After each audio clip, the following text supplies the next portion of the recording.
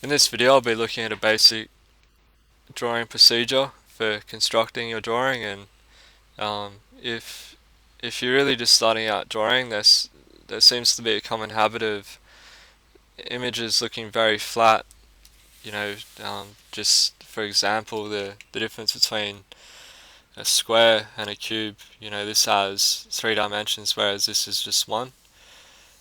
And you'll see a common trend in people just beginning, or young children when they draw.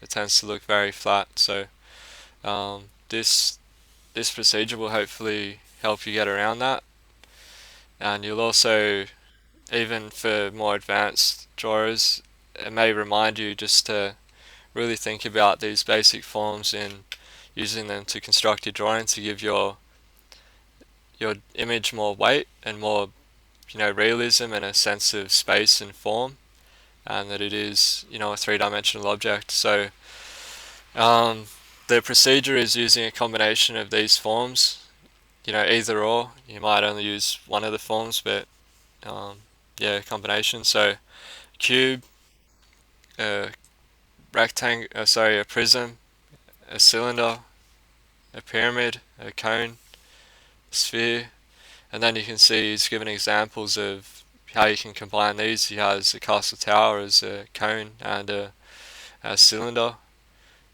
and then using those to make these, and then you could further add detail. But the main thing is to get those building blocks together. And you can see this image really pops off the page because apart from the tone and everything, he actually has a lot of these basic forms in here, like a lot of combination of spheres within the head, and then a cylinder form, an ellipse, and then further refining those forms to make them more organic. Then we can see this procedure here. So this is something you can really start out with. Kids pick this up pretty easy, but I still do these practices. They're a lot of fun, and you can get a lot of variety.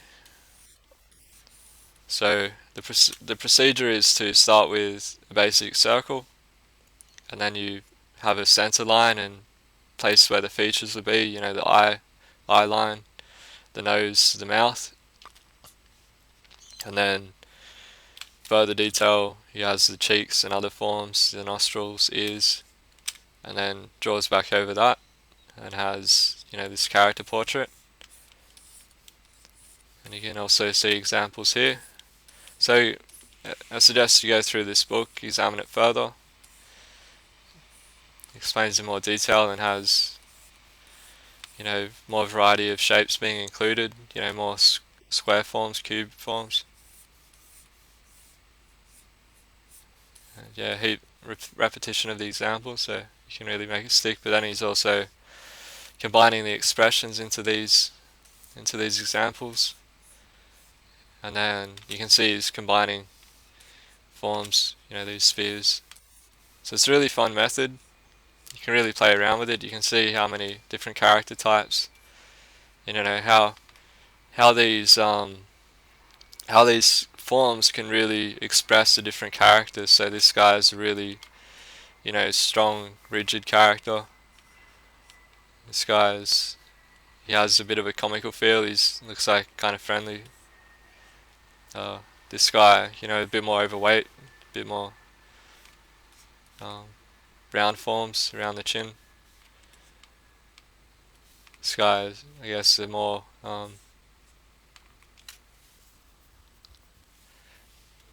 straight character. He has a pretty basic form, but then you can see when you begin to add the surface detail, you can make the guy look like he's been in the sun working a lot. He looks like a bit of a thug, but the basic construction is there, the underlying construction. So yeah, then it applies to children.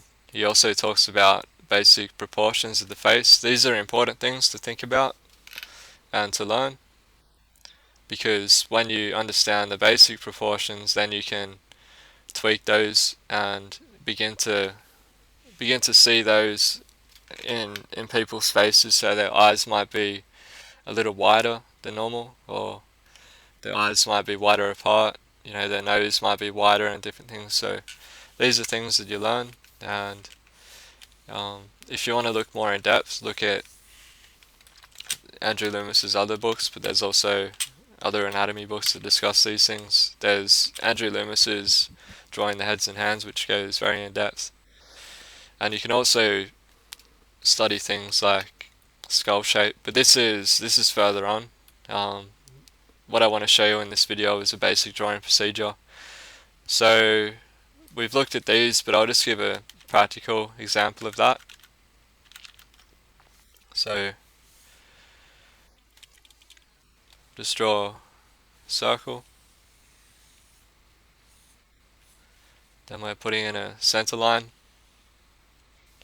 Might do another circle down here just to give a lower jaw part.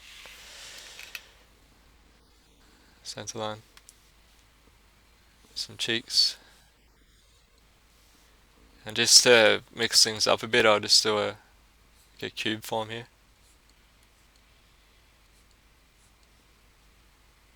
Maybe another square here. Bit of a eyebrow line. Circle.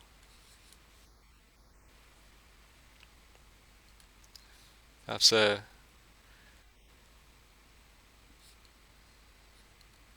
rectangular shape, or more so a pyramid, I suppose.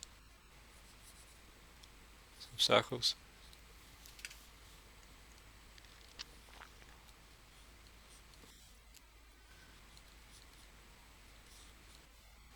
Let's indicate where the mouth would go.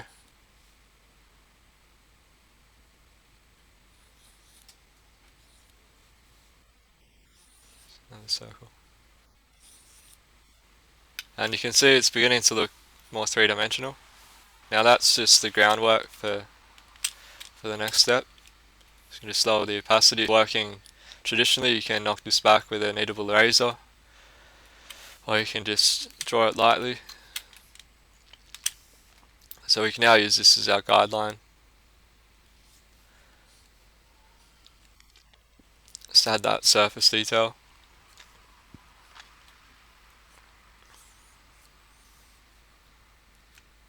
Really thinking about how it wraps around that form in space and in 3 dimensions. Now this is, more stylized, cartoony proportions, but you can also use this procedure to understand forms in more realistic stuff.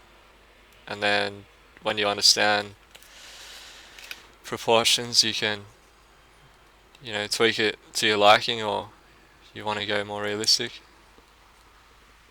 And then you can also look at reference, and kind of when you're looking at reference, think about how you can break that down into these basic forms.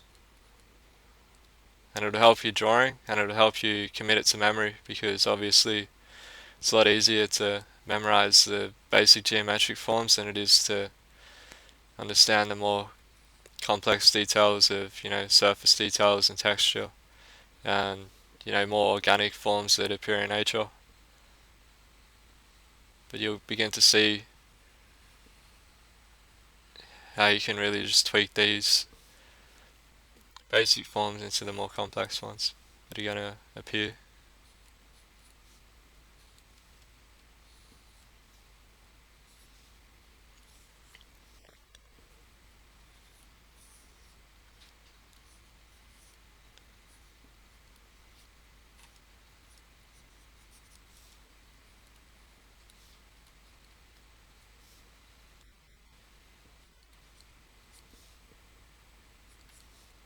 Just add some little surface details.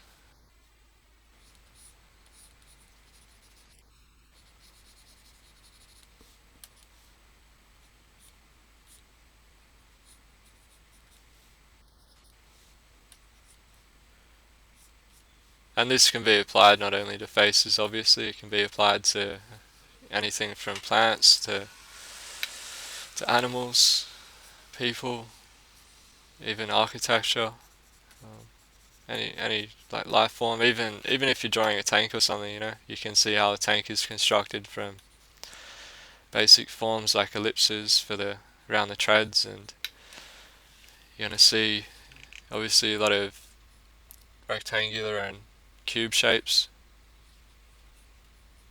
for the tank body and the chassis.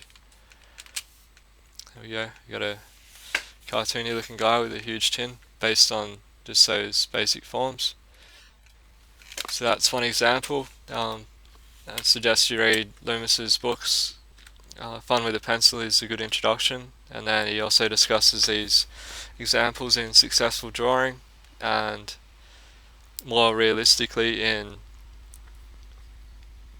drawing the heads and hands and figure drawing for all it's worth, all by Andrew Loomis. You can find those links on the website howtodigitalpaint.com, where I give a brief overview of the book, so you'll find the topic